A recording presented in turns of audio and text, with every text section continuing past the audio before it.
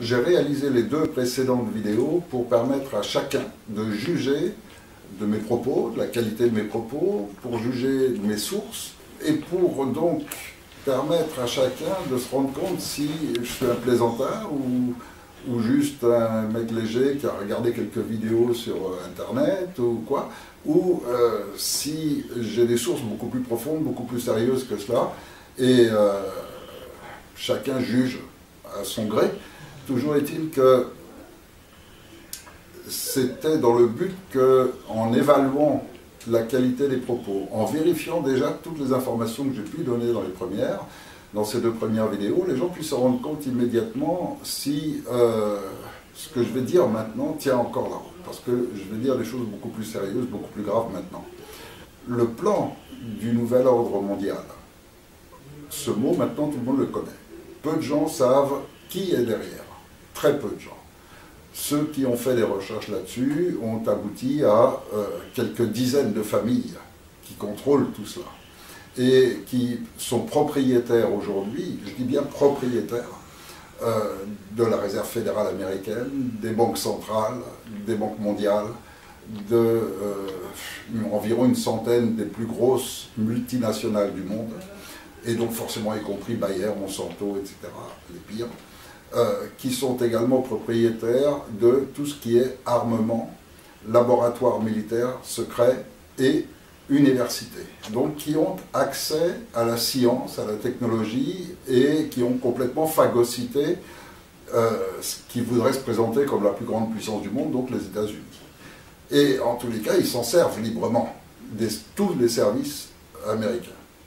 Ces gens ont un programme qu'ils suivent à la lettre depuis très longtemps, en adaptant au fur et à mesure selon les nouvelles technologies, selon les découvertes scientifiques, etc. Ils s'adaptent régulièrement, mais toujours en conservant le schéma global, qui est une finalité et une période qui va décider de la réussite. Alors, la finalité, c'est qu'ils souhaitent être les maîtres absolus de la planète Terre. Créer un gouvernement mondial dont ils seront les seuls et uniques dirigeants absolus. Et qu'une masse d'humains limitée à 500 millions, le chiffre c'est eux même qui l'indiquent sur un fameux monument dont beaucoup de gens maintenant ont entendu parler, le Guillastone qu'ils ont érigé dans les années, à la fin des années 70, sur lequel ils affichent clairement qu'ils vont réduire la population à 500 millions. Ce qui veut dire que, du fait que nous sommes 7 milliards, 90% de la population de la planète doit être éradiquée. C'est leur but, ils l'affichent clairement, ils ont créé des instituts eugénistes, ils ont fait des recherches sur tous les moyens qu'il y avait d'éradiquer la population. Et ils ont mis en place surtout un programme de façon à ce que ça se fasse très lentement, pour que les gens ne se rendent pas compte. Alors, effectivement, sur la durée d'une vie, et tout est proportionnel à la durée d'une vie, si on veut se rendre compte que ce génocide a déjà commencé, il faut aller interroger des infirmières, par exemple, dans un hôpital, ou des médecins qui ont plus de 50 ans. Pourquoi? Parce qu'ils ont une durée de vie qui fait qu'ils se souviennent d'il y a 30 ans, lorsque c'était tout à fait exceptionnel qu'un enfant ait des problèmes neurovégétatifs, qu'il ait un cancer, qu'il soit autiste, c'était exceptionnel. Or, ces mêmes infirmiers ou médecins, donc, qui ont vécu il y a 25 ou 30 ans l'état hospitalier de France, vous diront aujourd'hui que c'est une véritable explosion d'enfants autistes, d'enfants atteints de cancer, de sclérose en plaques et d'un tas de maladies neurovégétatives. Et ça, c'est eux qui peuvent absolument confirmer, en dehors des statistiques médicales, auxquelles tout le monde n'a pas accès, et surtout qui ne paraissent jamais dans les journaux, ni rien. Et cet état est aussi confirmé par tous les scientifiques qui ont dénoncé ce qui provoquait l'autisme, ce qui provoquait le cancer chez les jeunes enfants, à savoir certaines substances qui sont ajoutées au vaccin, la charge de métaux lourds qui sont dispensés par l'alimentation, par une multitude de produits, mais aussi par les chemtrails, c'est-à-dire les épandages chimiques qui se font sur les populations tous les jours, et qui dispense essentiellement de l'aluminium et du barium. Tout cela est, avec les OGM et le Codex Alimentarius qui permet d'irradier l'alimentation, tout cela fait partie de ce programme très lent, à peine visible, et quand les gens consomment des OGM sans le savoir, puisqu'ils ont obtenu de ne pas étiqueter les OGM, eh bien ils vont avoir des enfants qui seront ou stériles, ou qui auront en tous les cas... Et donc, cette réunion d'une multitude d'éléments qui va du fluor dans l'eau du robinet, de l'aluminium ajouté aussi à l'eau du robinet, à ces chemtrails, aux OGM, etc., l'irradiation de tous les aliments qui sont dans les grandes surfaces, eh bien, tout ça permet, tout doucement, sans que les gens s'en rendent compte, de commencer à procéder à une sorte de sélection, qui se fait aussi par l'argent. Parce que cette crise économique qui a été déclenchée en 2005, ce n'est pas une crise dans le sens où c'est une crise et ensuite ça va se terminer. Là, c'est une finalité. C'est-à-dire qu'en fait, la finalité, c'est la destruction absolue de l'argent, et de façon à ce que ces gens qui contrôlent la banque et qui contrôlent tout le système puissent obliger tout le monde à ne survivre que par la banque. C'est-à-dire qu'il faudra une carte bancaire pour ses achats, pour tout, etc. Et en faisant disparaître l'argent, donc ils deviennent le pouvoir absolu. Et ils peuvent aussi, grâce à cela, contrôler chaque personne. Tout ce qu'il fait à chaque moment de sa vie sera contrôlé, simplement par la banque, en attendant qu'ensuite on passe à la deuxième étape, qui sera de procéder à l'implantation d'une puce électronique qu'on implantera aux gens et qui permettra ensuite de les contrôler par ordinateur, et ces puces auront la particularité d'agir sur le système aussi, donc de pouvoir modifier l'humeur, de pouvoir modifier le système reproductif, etc. C'est-à-dire vraiment c'est un contrôle. L'humain n'est plus qu'un esclave, un robot humain qui sera à leur service. Et donc ça c'est la finalité. Pour l'instant, on n'en est encore qu'au stade où ils vont faire disparaître complètement l'argent. Et pour cela, on peut constater déjà les limites pour que les gens puissent tirer des espèces. On voit tout le système bancaire aujourd'hui qui s'est mis en place de telle manière qu'il se prépare à supprimer complètement le droit à l'argent, le droit à ces choses, etc., récupérer leur argent. Donc aujourd'hui, quelqu'un qui veut simplement prendre son argent à la banque, il a toutes les peines du monde. Aujourd'hui, on n'est plus libre d'utiliser notre argent comme on veut, et ça va très loin, puisqu'ils ont passé des lois tout récemment qui autorisent maintenant les banques, en cas de besoin, de garder l'argent des clients. Et donc, tous les gens qui ont leur argent à la banque, en fait, sont en danger de voir que demain la banque s'en va, et puis voilà, ils n'ont plus rien. Et ce sera légal, puisque la loi a été faite pour ça. De la même manière qu'ils ont fait aussi une loi maintenant pour interdire aux gens de reprendre l'argent de leur assurance vie. Et de cette manière, petit à petit, en fait, la banque garde tout. Et les gens ont de moins en moins, ils ont juste leur carte pour tous les jours faire un petit peu leurs courses, etc. Le gros reste à la banque.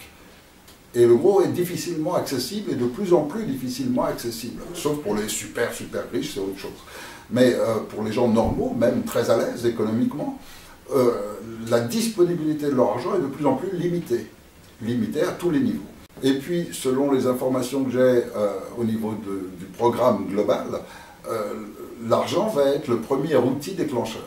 C'est-à-dire que le programme global, d'après tout ce qu'on sait, ça va se dérouler de 2018 aux environs de 2025, peut-être s'arrêter, mais pendant environ une dizaine d'années, il est prévu le grand chaos.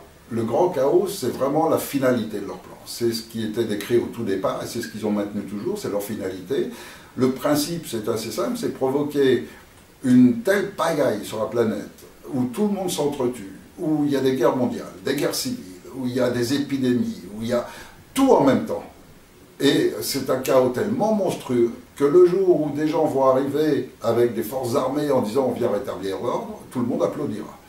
Et donc, en créant cette situation, ils se mettent aussi en situation du sauveur qui viendra sauver le monde après. Et ça, c'est leur finalité. Mais on vous sauve dans la mesure où vous êtes les survivants de ce qui vient de cette période qui vient de s'écrouler. Et pour maintenant vous protéger, etc., il faut accepter qu'on vous implante une puce. Et donc les gens vont devenir leurs esclaves. Ça, c'est la finalité. quand ça va se déclencher, on sait que c'est 2018 à 2025 environ, ou un peu plus. Et de quelle manière? Eh bien, ils ont mis en place donc toute la structure. Donc là, ils ont fait passer les lois qui permettent donc qu'ils gardent tout le capital, et donc quand ils écrouleront l'euro, ça provoquera... c'est facile, imaginez que les gens ne peuvent même plus acheter à manger. À ce moment-là, il arrive un moment où les gens descendent dans la rue, où les gens vont agresser les autres, et puis on commencera à avoir les premières émeutes, etc. Ça va venir très vite. Sans compter qu'en plus, ils ont prévu cela aussi en utilisant les religions ou en utilisant les ethnies, ça dépend des pays, et ils ont donc introduit les soldats qu'ils ont formés pour Daesh, ils les ont introduits dans ces vagues d'immigration récentes qui ont déferlé sur l'Europe, pour disposer dans chaque pays de soldats bien entraînés, bien formés, capables de tout, qui vont profiter de cette période d'émeute, de cette période, etc., pour déclencher cette guerre civile. En même temps, ils préparent aussi une guerre mondiale. Il suffit de voir récemment encore les affrontements avec la Chine dans la mer de Chine. Il suffit de voir aussi que les Américains ont envoyé toutes les troupes européennes sur les bords de la frontière russe.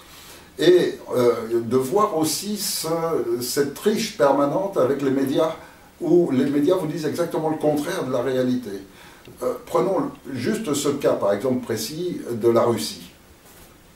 Imaginez que vous soyez dans votre maison, avec votre jardin autour, et puis vous avez des voisins en face qui ont aussi leur jardin, etc. Vous les connaissez depuis toujours, etc. Et puis un beau jour, les voisins ne sont plus là. Il y a d'autres gens à la place. Et puis, vous posez des questions, et ces gens vous disent, ben non, on est les propriétaires légitimes et tout, on a assassiné les autres, ou ils sont partis, enfin, ils raconteront n'importe quoi de toute façon. Mais tout d'un coup, vous avez des nouveaux voisins. Et ces nouveaux voisins commencent à installer des fusils qui sont tous dirigés vers vous, vers votre maison. Et puis vous voyez qu'ils commencent à cercler et à encercler complètement votre maison et à vous poser de plus en plus d'armes, à amasser de plus en plus de troupes, et tout est dirigé vers vous. Forcément, vous allez vous poser des questions, et puis forcément, il y a un moment où vous allez vous dire, bon, ils nous menacent.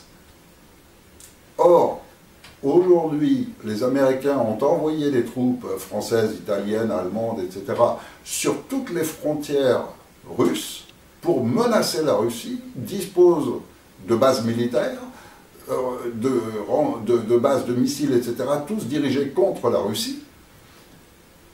Et nos informations nous disent que la Russie nous menace, et que la Russie serait une menace pour nous. Mais les Russes ne sont pas venus autour des frontières françaises disposer des armes, les pointer sur la France. On n'a jamais été menacés. D'aucune manière, les Russes sont chez eux. C'est nous qui sommes allés au bord de leurs frontières et qui plaçons tout un tas de troupes et d'armes en leur direction. Là, on est donc dans un schéma qui est répétitif, hein, il n'y a rien de nouveau, mais on est dans ce schéma hypocrite d'un travail médiatique qui fait exactement et qui dit exactement le contraire de la réalité. Alors, ça veut dire quoi? Ça veut dire qu'en fait, ils se préparent aussi à pouvoir déclencher à n'importe quel moment une guerre mondiale. Car la plus petite escarmouche, le plus petit événement peut entraîner une réaction en chaîne et on va se retrouver dans une guerre mondiale. Et c'est très facile pour eux de le déclencher. Imaginons maintenant que ça se fasse les deux en même temps, c'est-à-dire qu'il y ait des guerres civiles qui se déclenchent, que l'alimentation devienne très rare, puisque c'est eux qui la contrôlent complètement, donc vos supermarchés sont vides, et il faut survivre, et donc on se retrouve avec une guerre civile, une guerre mondiale qui se déclenche en même temps, et après il ne restera plus qu'à ajouter les épidémies. Alors pour les épidémies, c'est pareil, ils ont aussi tous les outils. D'abord, ils contrôlent presque toute l'eau maintenant, par les sociétés privées, etc. Et justement, toujours par nos gouvernants, qui ont fait les lois pour permettre que les banques aient tous les pouvoirs, qui ont fait les lois pour que l'eau nationale de France soit maintenant à des sociétés privées, etc. Donc, c'est toujours le même schéma. Et en se servant donc de ces politiciens à leur service, ils ont réussi à mettre en place, pratiquement dans le monde entier, toute la structure pour déclencher à la fois guerre civile, guerre mondiale et épidémie.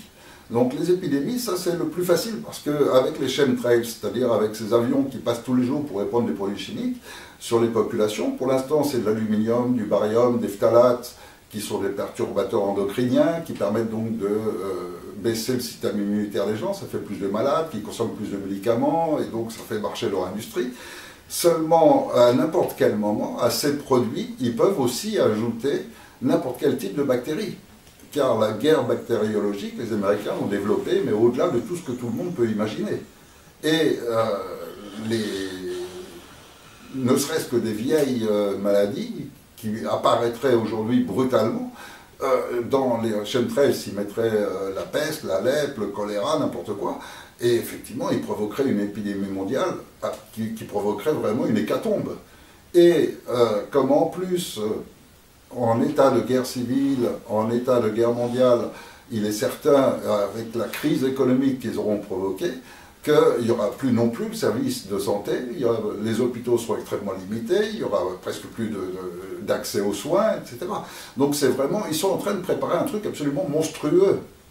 C'est ce qu'ils appellent, eux, le grand chaos.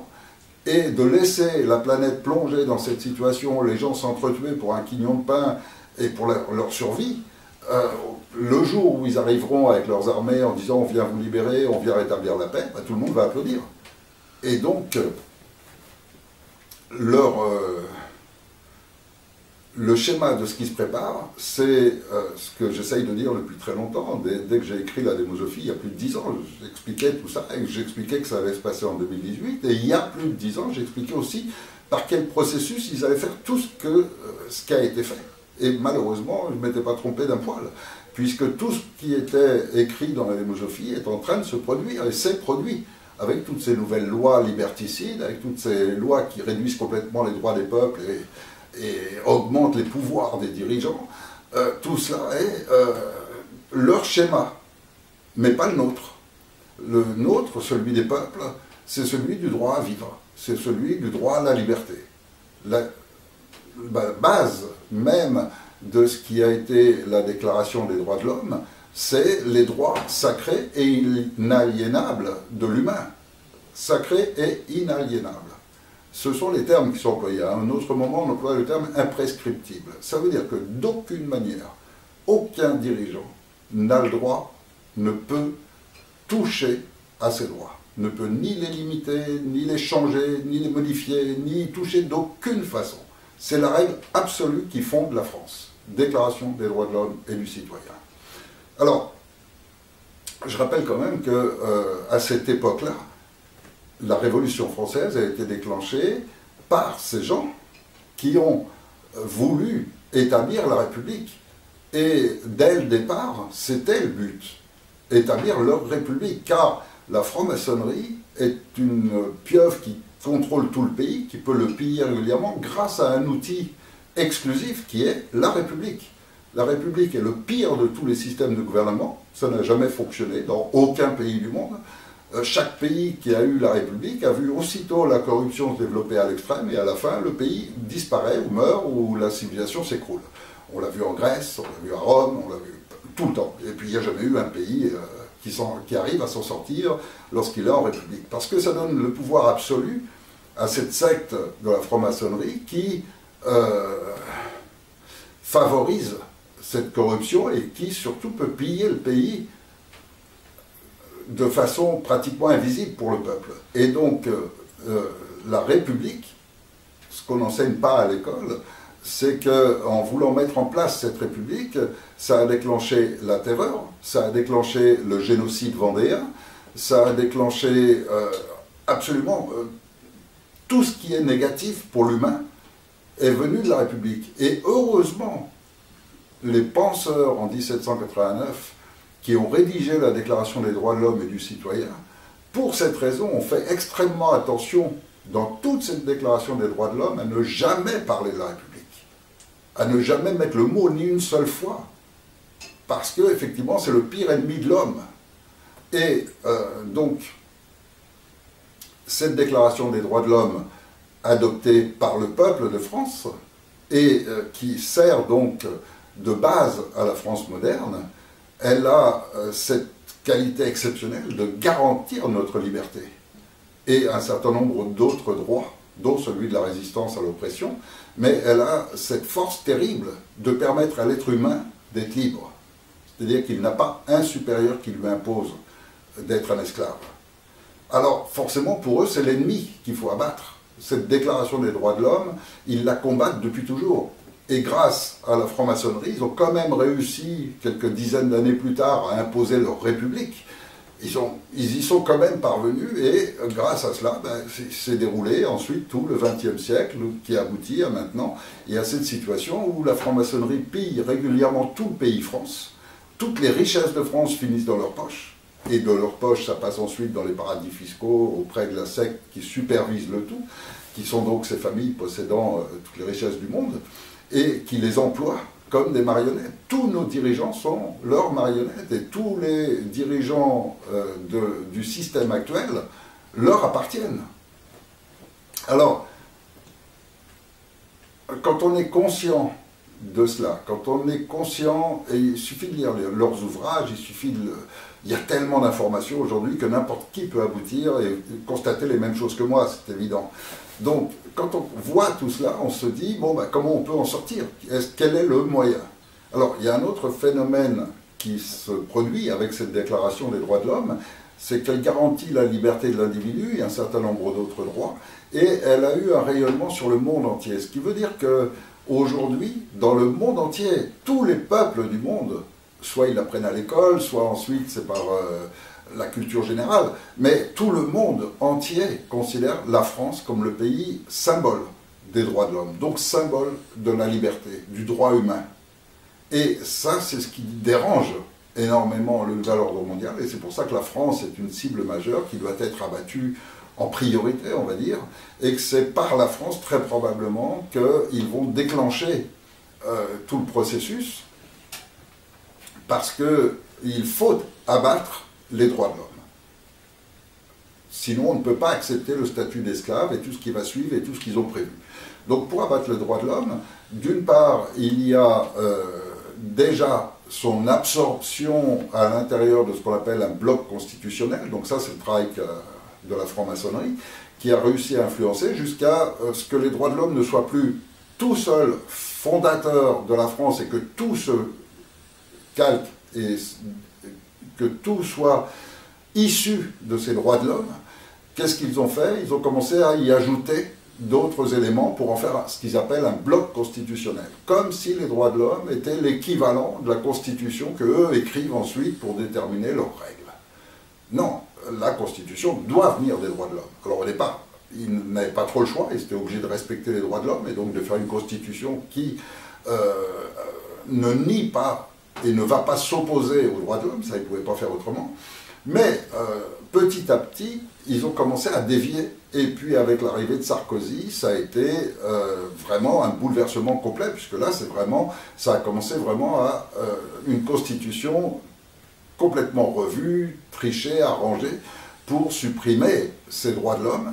Et puis avec le gouvernement suivant, ça a été encore pire, où là, ça a été encore des nouvelles révisions, et la Constitution aujourd'hui n'a plus aucun sens, je ne veux plus rien dire. Mais surtout, si on oublie les droits de l'homme et qu'on les nie, c'est-à-dire si l'homme renonce à sa liberté, renonce à ses droits, à ce moment-là, on est dans ce qu'on appelle une dictature absolue. C'est-à-dire que les hauts dirigeants, les politiciens aujourd'hui en France, donc les grands patrons de la franc-maçonnerie, sont les patrons absolus, font tout ce qu'ils veulent comme ils veulent. Et malheureusement, ils y sont parvenus en annulant complètement les droits de l'homme par les dernières mesures qu'ils ont prises, à savoir d'une part, déjà une constitution qui est illégale, c'est-à-dire qu'avec les modifications qu'a fait Sarkozy, les principes même pour qu'une constitution ait une validité juridique, il faut qu'elle respecte les deux principes essentiels qui sont exposés dans cette déclaration des droits de l'homme, à savoir le respect des droits individuels, qui sont bien clairement décrits dans cette déclaration, et la séparation des pouvoirs. Séparation des pouvoirs qui sont également enregistrés dans la Charte de l'ONU des droits de l'homme, et qui précise bien qu'il n'y a pas que le pouvoir exécutif et législatif, il y a aussi le pouvoir judiciaire, qui doit être un pouvoir séparé. C'est la notion de démocratie qui est à ce moment-là appliquée au niveau de l'ONU. Donc, dans les deux cas, de toute façon, ils ne peuvent pas maintenir une constitution qui nie ou la séparation des pouvoirs ou les droits de l'homme. Or, les modifications qu'a fait Sarkozy commencent à nier ces droits de l'homme et on n'est plus sous un régime d'état de droit puisque cette déclaration aujourd'hui n'a plus validité. Alors qu'elle l'a juridiquement, mais elle n'est pas appliquée. Comment ils ont obtenu ça? Ils l'ont obtenu aussi en nous le faisant oublier, nos droits, en les méprisant. Ils ont tout fait pour que les gens aujourd'hui ne connaissent même pas la Déclaration des droits de l'homme, donc ne connaissent même pas leurs droits. Et en décrétant un état d'urgence qui supprime complètement les droits de l'homme, on est aujourd'hui dans une situation où la France n'a donc plus du tout de constitution, n'a plus de règles, n'a plus rien, et il voudrait faire des élections dans ces conditions-là. Alors, si on prend la notion de droit, les élections sont complètement illégitimes. Elles ne sont pas légales, ils n'ont pas le droit de faire d'élections. On ne peut pas faire des élections dans un pays qui n'a pas de règles. Et là, c'est de la simple logique mathématique.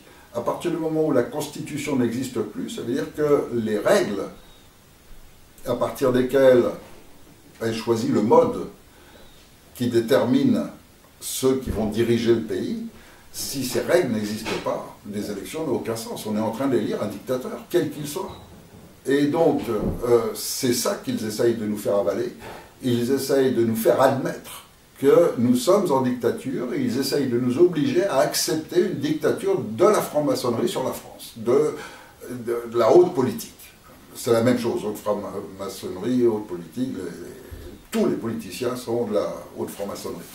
Et donc, en nous faisant admettre cela, ils nous obligent à accepter la dictature. Accepter ces élections, c'est accepter la dictature des politiciens. Or, si on l'accepte, ça veut dire qu'on renonce à nos droits à la liberté, on renonce aux droits de l'homme. On entérine ce qu'ils ont fait. Et ça, personnellement, je considère que c'est acceptable, mais surtout, je considère que c'est tellement important pour eux de maintenir leur république. Et donc, ils ont sélectionné les candidats dans ce sens-là. Hein. C'est la franc-maçonnerie qui a fait la sélection. Ils ont sélectionné 10 ou 11 candidats, tous des candidats qui vont, dans leur discours, parler de la République. Et qui prononceront le mot 50 fois, pour essayer toujours de faire croire aux gens que République égale démocratie. Et donc, tous les politiciens qui ont été sélectionnés sont des gens qui vivent royalement de la République depuis toujours, qui ont participé au dernier gouvernement. Donc, il y a ces gouvernements qui ont signé à l'ONU l'accord pour que la pédophilie devienne légale, par exemple, ce que les gens normaux trouvent monstrueux, n'empêche que nos politiciens l'ont signé. C'est eux qui ont signé ces lois qui donnent tous les pouvoirs aux banques sur les gens. C'est eux qui ont signé ces lois pour remplacer les églises de France par des mosquées. Et donc ça, ce sont nos gouvernants. Et à ce propos, d'ailleurs, le Sénat a approuvé la destruction de plus de 2000 églises, je crois, récemment. Donc vraiment, on est en train de préparer, ils participent à préparer ce grand chaos qui va se déclencher à la fin de cette année. Et si on accepte d'élire un dictateur, quel qu'il soit, celui qu'ils ont sélectionné, donc, quel qu'il soit parmi ces 11, même si eux ont des préférences, et il y en a quand même 3-4 qui veulent absolument faire réussir et faire passer. Et ce sera sûrement un de ces 3 ou 4 qui passerait si ces élections avaient lieu. Or, parce qu'ils contrôlent les médias, et par les médias, ils peuvent arriver à monter des affaires bidons ou inventer n'importe quoi pour casser un candidat au dernier moment, etc. Ils font ce qu'ils veulent. Et si on veut bien être conscient qu'ils font ce qu'ils veulent, alors il faut voir l'intention de celui qui fait les choses. Et quand cette intention elle est déjà déclarée par toutes ces lois qui ont mis en place la dictature des politiciens en France, alors il est évident que l'intention n'est pas bonne. Donc, si on veut s'y opposer, et là on a un levier contre le nouvel ordre mondial et contre ce grand chaos qu'il prépare, ce levier, c'est de défendre notre liberté. Et donc d'utiliser la Déclaration des droits de l'homme pour interdire des élections qui ne sont pas légitimes. Et pour qu'elles soient légitimes, il faut une constitution, c'est-à-dire des règles, et ces règles, il faut qu'elles soient émises par le peuple souverain qui est encore une fois décrit dans cette déclaration des droits de l'homme. Le peuple est souverain dans son pays. Et donc c'est le peuple qui doit écrire une nouvelle constitution. C'est-à-dire les règles à partir desquelles on décide qui sont les gouvernants du pays. Et si le peuple le fait librement, avec toutes les informations, en aucun cas, aucun peuple du monde ne choisira un système comme la République, qui est une absurdité totale, et qui est surtout le garant de la corruption et de la mainmise de la franc-maçonnerie sur tout le pays. Donc, si on veut arrêter le pillage, etc., il faut absolument se libérer de ça. Mais bon, ça, c'est les Français qui décident à partir du moment où ils ont déjà au moins ce droit de décider de quelle manière on élit les dirigeants du pays. Et ce droit, qui est issu de la Déclaration des droits de l'homme, qui est le garant de notre liberté individuelle, de notre droit à vivre, eh bien, c'est ça qu'on doit défendre aujourd'hui en interdisant cette dictature, en refusant ces élections et en imposant que le peuple de France rédige une constitution avant qu'il y ait des élections, de nouvelles élections. Si c'est le système électif qui est choisi par les Français. Mais ça, après, c'est autre chose. Pour l'instant, l'urgent, c'est mettre l'État France en situation de refus de la dictature et de rétablir l'état de droit par la Déclaration des droits de l'homme. Si on fait ça, on sauve notre pays, mais peut-être qu'aussi on empêche ce grand chaos mondial de se déclencher. Pourquoi? Parce qu'un peuple qui tout d'un coup reprend le pouvoir chez lui, qui prend le pouvoir au point de pouvoir, par exemple, nationaliser une chaîne de télé sur laquelle il pourra diffuser de vraies informations. Il est évident que ça se transmet immédiatement au monde entier. Et si en plus ce peuple est le peuple des droits de l'homme, le peuple du symbole de la liberté que représente la France, le rayonnement, il est sur le monde entier. Et une multitude de peuples vont réagir en faisant la même chose que nous. Et donc c'est une véritable opportunité, une véritable chance d'arrêter le processus du grand chaos. Et que le monde commence à revenir à la normale. Parce que si on ne le fait pas, quel avenir ont les jeunes d'aujourd'hui? Les jeunes de 15 à 25 ans aujourd'hui, déjà, aucun d'entre eux n'a jamais vu le ciel de sa vraie couleur. Celui dont les gens de mon âge se rappellent quand on était petit. Il n'existe plus ce ciel-là. Pourquoi? Parce qu'il est en permanence couvert par ces chemtrails, par ces épandages chimiques. Et la plupart de ces jeunes ne connaissent même pas l'univers, ils ne connaissent même pas leur planète, ne connaissent pas les vraies couleurs. Parce que depuis qu'ils sont nés, ils n'ont vu que ce ciel-là. Et ça, c'est pas, en aucun cas, c'est acceptable. De même que tous ces jeunes, quel est leur avenir dans ce chaos? C'est d'être des bons guerriers, c'est d'être le plus fort qui arrivera à en tuer plus d'autres pour arriver à manger et à survivre un peu plus que les autres. Quel est l'avenir aujourd'hui des jeunes? Est-ce qu'ils peuvent penser créer une famille, avoir des enfants et se faire un beau futur? Est-ce qu'ils peuvent avoir les rêves d'une ascension sociale due au mérite, due au travail, due à la qualité? Non, tout ça n'existe plus. Aujourd'hui, ça n'existe plus. Aujourd'hui, tous ces jeunes sont totalement condamnés. Et beaucoup d'entre eux le savent, et bon, ils se réfugient en se suicidant hors de la société, à travers la drogue, à travers les jeux vidéo, à travers les écrans. Ils s'isolent de la société humaine réelle à travers tout cela. Mais il n'y a pas de bonheur pour eux. Et ils le savent. Donc, si on arrive à déclencher ça, on va créer quelque chose d'extraordinaire, parce qu'on va créer toute une jeunesse du monde, pas seulement les Français, toute la jeunesse du monde va vouloir préparer sa planète, va vouloir créer un fonctionnement dans lequel les droits de chacun sont respectés, va vouloir vivre sur une planète propre. Et donc c'est tout notre système actuel qui va être complètement revu par eux, parce que c'est le monde dans lequel ils vont vivre. Et donc nous, notre responsabilité, c'est de leur donner ce droit. Et pour leur donner ce droit, il faut qu'on leur permette de rédiger cette constitution. Il faut que tout le monde puisse participer à la rédaction de cette constitution. Ça doit être issu du peuple. Donc après, c'est plus une question d'organisation et c'est rien, et tout ça est prévu. Et il y a donc la chance qu'on a eue, on va dire, c'est que dans la Déclaration des droits de l'homme et du citoyen, il y a un texte, il y a une partie qui dit bien que le droit sacré et inaliénable, encore une fois, hein, qu'on ne peut donc pas toucher. C'est le droit de résistance à l'oppression. Alors, il faut définir ce qu'est l'oppression, ce qu'est la résistance. La dictature, par évidence, est une oppression. Je crois que c'est absolument évident, donc il n'y a pas besoin d'en parler. Maintenant, quelle est la forme de résistance qu'on peut employer? Eh bien, il y en a une qui est illégale, parce que non reconnue au niveau du droit international, mais qui a fonctionné. C'est le Conseil national de résistance qu'avait créé De Gaulle. Et il y en a une nouvelle, en revanche, qui, elle, est reconnue au niveau du droit international. C'est le Conseil national de transition. C'est-à-dire une situation où des gens dans un pays mené par des dictateurs, défendant la démocratie, se réunissent pour dire « nous nous opposons à la dictature de ceux qui, pour l'instant, ont pris le pouvoir sur le pays ». Et ceux qui prennent cette position, sous le titre du Conseil national de transition, sont donc reconnus au niveau du droit international. C'est ce qui s'est passé au Yémen, c'est ce qui se passe en ce moment en Afrique, et il y a des conseils nationaux de transition dans les pays où effectivement une dictature s'impose. Et donc c'est un moyen de résister à la dictature. Alors ce Conseil national de transition, il existe, il est créé pour la France, et il permet juridiquement de se référer exclusivement à la Déclaration des droits de l'homme, c'est-à-dire donc au maintien de la liberté individuelle.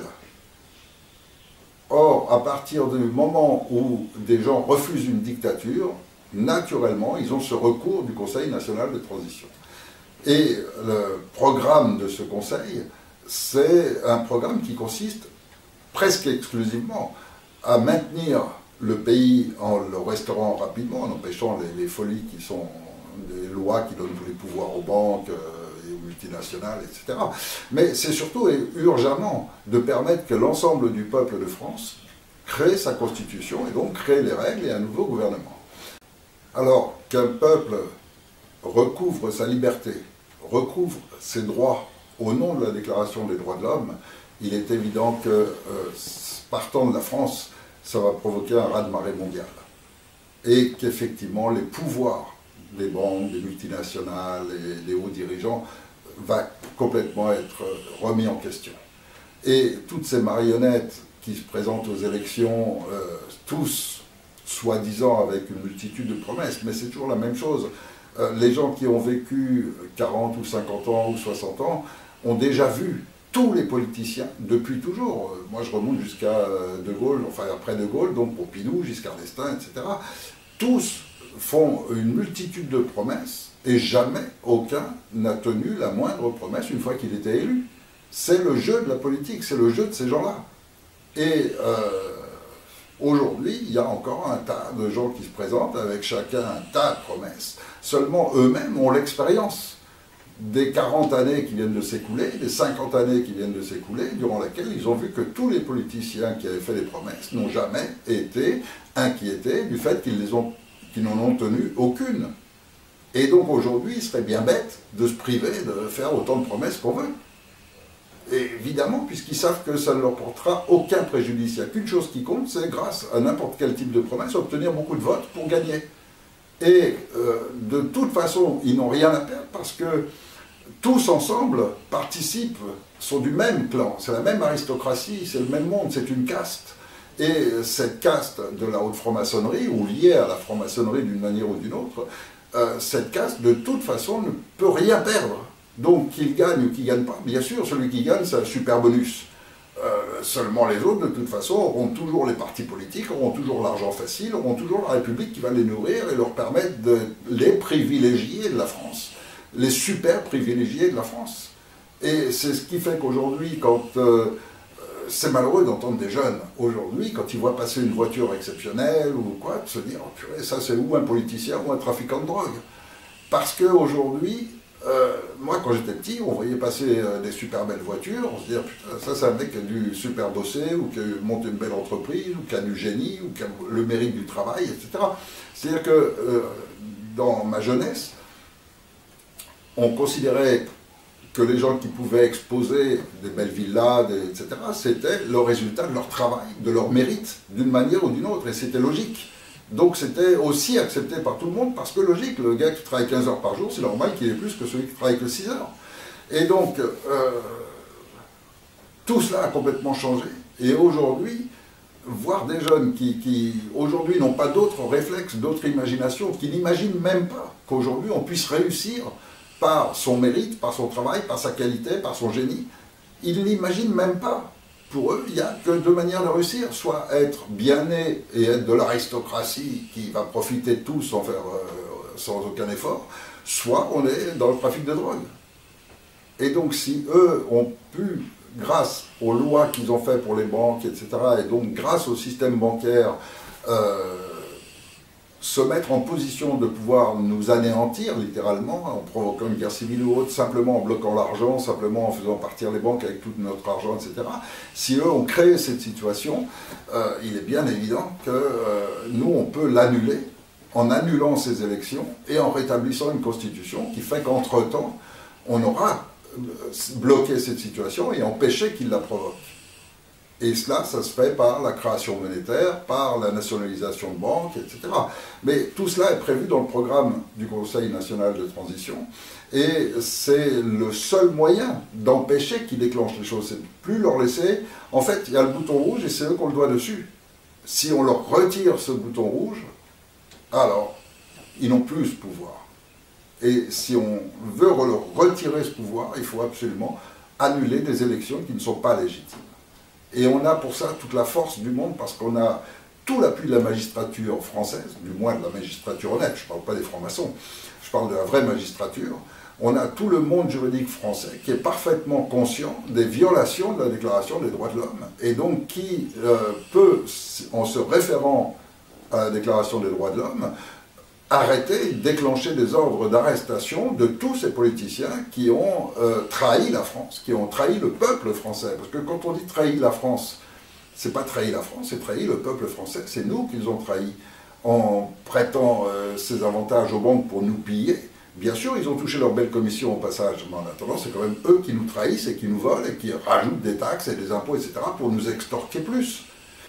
Donc, leur enlever complètement ce pouvoir en rétablissant l'état de droit, en rétablissant la justice. Tous les magistrats savent pertinemment que c'est vrai, et si on est assez nombreux à se manifester dans ce sens-là, et que la magistrature donc forcément va appuyer ce que je viens de dire, il arrivera forcément un moment où les forces de l'ordre aussi vont nous rejoindre. Parce que s'il y a presque autant de policiers maintenant qui se suicident que les agriculteurs, c'est pas sans raison. C'est parce qu'ils sentent et ils savent, parce qu'ils ont quelques connaissances de droit qu'ils sont obligés d'apprendre durant leur formation, et ils savent pertinemment qu'ils ont des ordres illégaux, ils savent pertinemment que leurs supérieurs font partie de la franc-maçonnerie, qu'ils ont été placés là exprès pour les contrôler. Ils commencent à s'en rendre compte, et de plus en plus d'entre eux sont conscients de ce qui est en train de se passer. Et c'est pour ça qu'il y a autant de suicides chez eux. Et puis ils voient bien aussi que ces attentats en France ne sont pas du tout normaux, qu'ils ont été commandités, et que parmi les commanditaires et les complices, là après c'est à la justice de travailler pour faire le distinguo entre les deux, était le gouvernement. Donc les Hollande, Valls, Macron, tout ça, sont tous dans ces affaires d'attentats qui ont tué des centaines de personnes en France. Et sans la complicité de la franc-maçonnerie, ces affaires pourraient révéler qui sont leur implication. Seulement, grâce à la franc-maçonnerie, à chaque fois, il y a des procureurs qui classent les affaires. Sans suite de toutes les familles des victimes, etc., qui ont déposé des plaintes, etc., tout est classé sans suite. Comme ça, il n'y a pas un procès, comme ça, il n'y a pas d'enquête, comme ça, il n'y a pas d'investigation. Seulement, en attendant, il est clair pour la plupart des gens en France que ces attentats, notre gouvernement est pleinement impliqué dedans. Ou en tous les cas pour protéger au moins les commanditaires, ne serait-ce que par les mensonges de Cazeneuve, les mensonges de Valls, etc. Donc qui sont tellement flagrants qu'on ne peut pas empêcher l'ensemble des Français d'être bien conscients que leur gouvernement a participé au meurtre de centaines de citoyens français. Alors,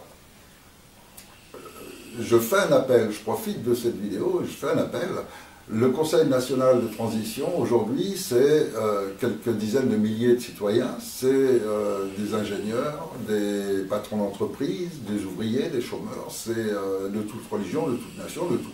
Mais pour l'instant, il n'y a qu'un seul porte-parole, et en l'occurrence, c'est moi.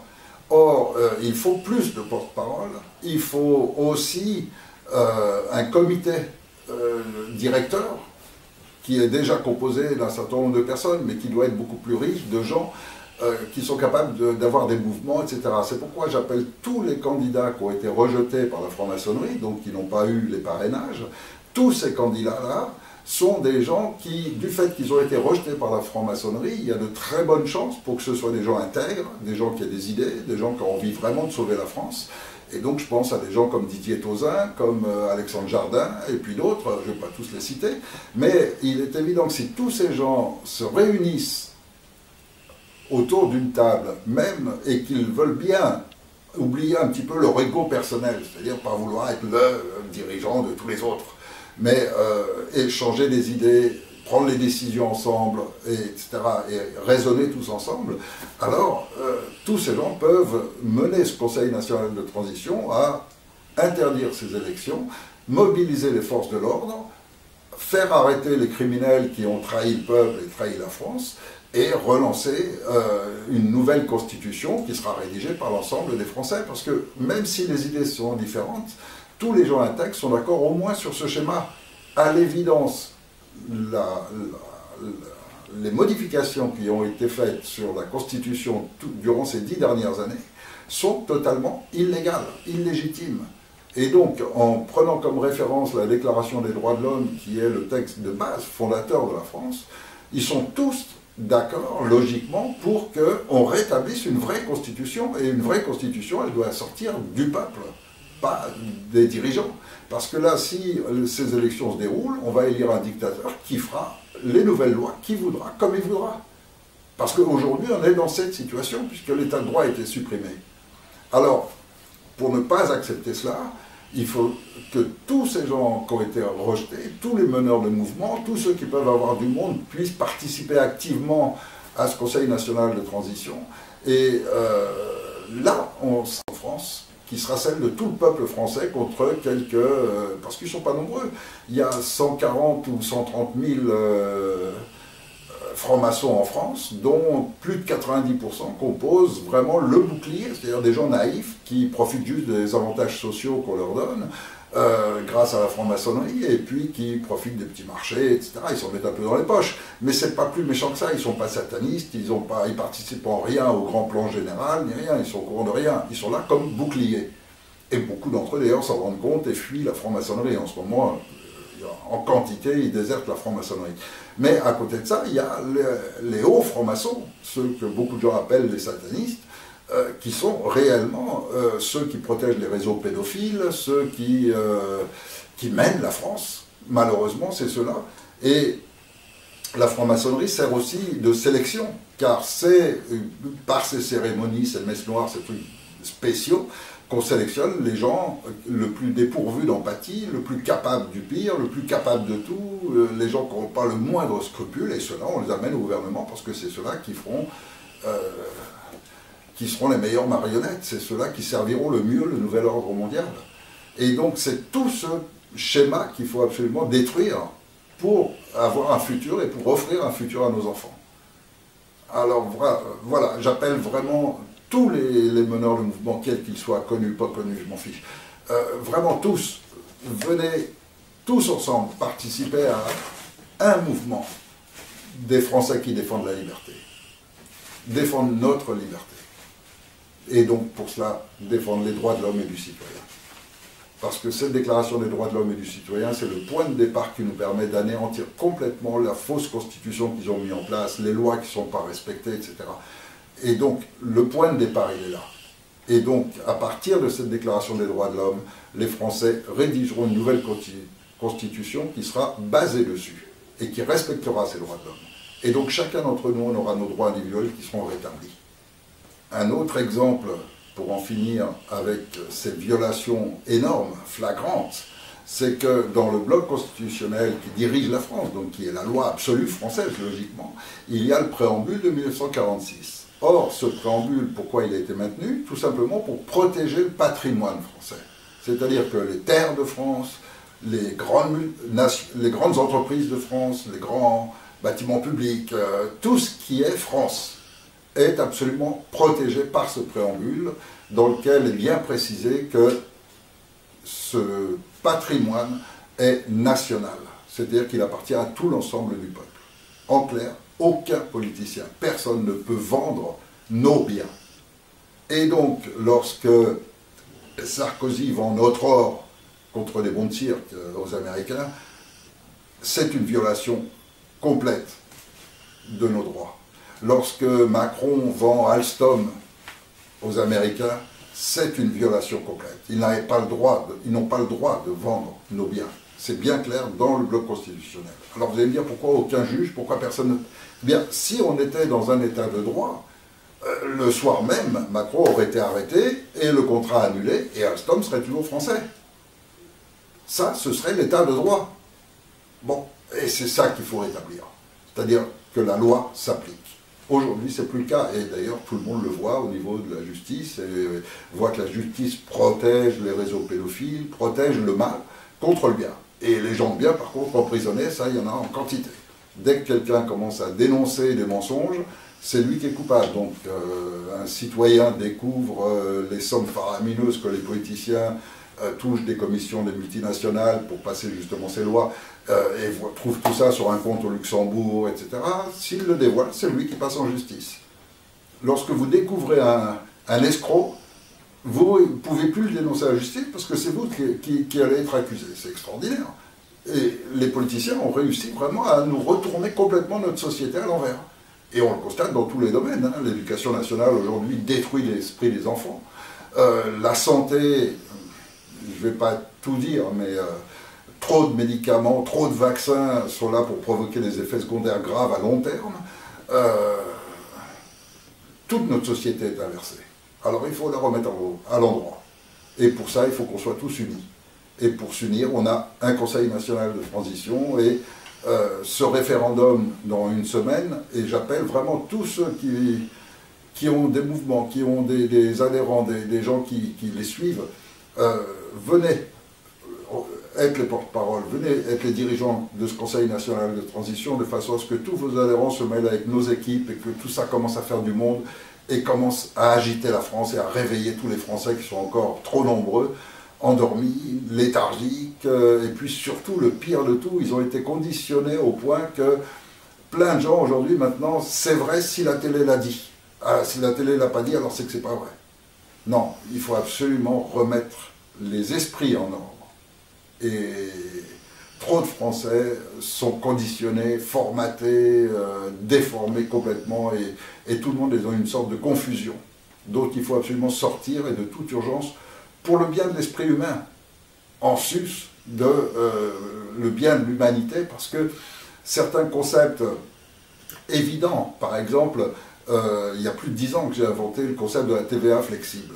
Ça a été analysé par de nombreux économistes d'un tas de pays différents. Il y a des universités qui maintenant lancent. Et tout le monde se pose la question, pourquoi la TVA flexible n'est pas automatiquement appliquée dans tous les pays? Pourquoi? Parce que cette TVA flexible, d'abord elle protégerait l'environnement, ensuite elle permettrait qu'on rétablisse une forme de justice sociale, elle permettrait que les gens soient beaucoup plus riches, qu'il y ait beaucoup moins de prélèvements, de taxes, d'impôts, etc. Enfin, je veux dire, à tous les niveaux, ça n'apporterait que du bien au peuple. Donc, forcément, les gouvernements combattent ce système et aucun pays n'a encore appliqué la TVA flexible, alors que le concept lui-même est d'une telle logique que quiconque, prenant connaissance du fonctionnement d'une TVA flexible, va dire mais c'est évident. Parce que la logique, la simple logique, fait que le constat est évident. On ne peut pas faire autrement que de dire bah oui, ça devrait forcément être en place. Alors pourquoi ce n'est pas le cas? Et c'est un exemple, mais des choses comme ça, je peux en sortir des centaines. Et dans le domaine de la santé, de l'éducation nationale, et dans tous les domaines, et des multitudes de gens constatent un fonctionnement qui est une véritable négation de la logique, une négation du bien. Alors je crois que c'est vraiment urgent.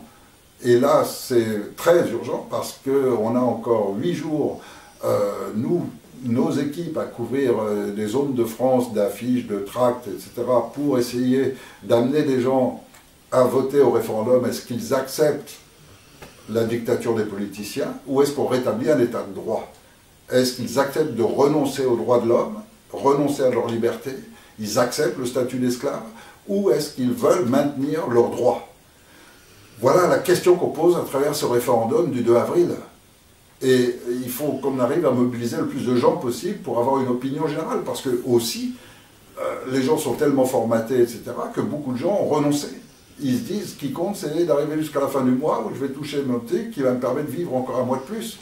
Mais la survie permanente dans laquelle on a plongé une multitude, des millions de gens, vivent en permanence en survie, c'est-à-dire qu'ils ont fait un tas d'études et tout avec plein de rêves, et puis ils se retrouvent caissiers à Carrefour, bah forcément, beaucoup de ces gens-là ont accepté leur sort, ont accepté leur statut d'esclave. Et puis il y en a beaucoup qui, heureusement, je pense et j'espère qu'il y en a beaucoup qui refusent ce statut et qui veulent retrouver leurs droits.